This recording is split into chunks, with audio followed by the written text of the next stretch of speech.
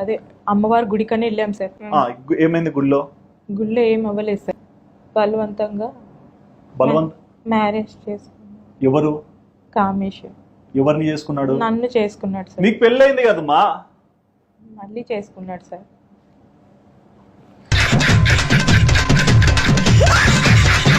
I'm married sir. I have 2 children. మీరు English లో చెప్పినంత మాత్రాన ఇంటెలిజెంట్ ఫెలో కారు. తెలుగులో చెప్పినా కానీ నాకు పెళ్ళైంది, 2 పిల్లలు ఉన్నారు. మళ్ళీ తర్వాత ఏం చేసినారు? వాళ్ళ అమ్మోళ్ళ ఇంటికి వెళ్ళాం సార్. ఎవరు అమ్మోళ్ళ ఇంటికి? కామేష్ వల్ల. కామేష్ అమ్మోళ్ళ ఇంటికి ఎందుకు పోయినారు? మా ఇంటికి వెళ్ళలేదు సార్. తాడాడ పడేసి వెళ్ళిపోవచ్చు కదా మీ ఇంటికి. నీకు పిల్లలు లేరా? ఉన్నారు సార్. మరి వాళ్ళ కోసం బతకవా? తల్లివి కదా నువ్వు. అవును సార్. మరి ఏంది నువ్వు చేసింది?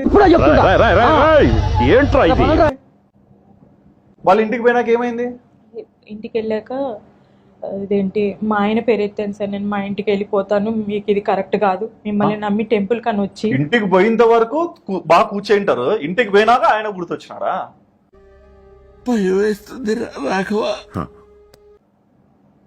వాళ్ళ ఇంటికి ఆడ నుంచి వాళ్ళ ఇంటికి పోవడానికి ఎన్ని గంటలు పట్టింది?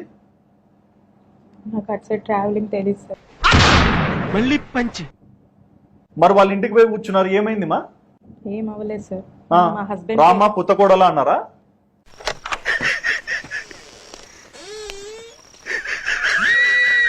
కాదు సార్, ఇంక ఎక్కడికి తీసుకెళ్దామని చెప్పేసి నేను అబ్బాయిని అడిగాను సార్.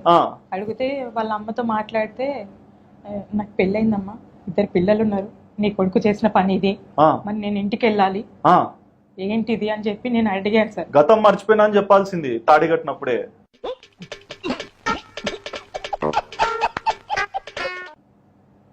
మీరు ఇష్టంగానే పెళ్లి చేసుకున్నారు, ఇదే కరెక్ట్. నిజం చెప్పండి. మీ పిల్లల మీద ఒట్టేసి చెప్పండి మా. నిజంగానే మరి తలకాయ ఎందుకు దించుకున్నావు? ఇష్టపడి చేసుకున్నాను. ఏమిటండి మీరు మాట్లాడేది? మరి ఇప్పుడు ఏం కావాలమ్మా? అంటే ఇప్పుడు కామేష్ ఉన్నాడా మీ జీవితంలో? వదిలేశాను సార్. అది కాదు, ఎట్లా కామేష్ వదిలేస్తారు? నాకు బాలు కావాలనిపించింది సార్. ఏమా? ఏ రకంగానే నాకు బాలే కరెక్ట్ అనిపించింది sir. First husband Balu correct 100%. 100% అంటే 100%. 100%.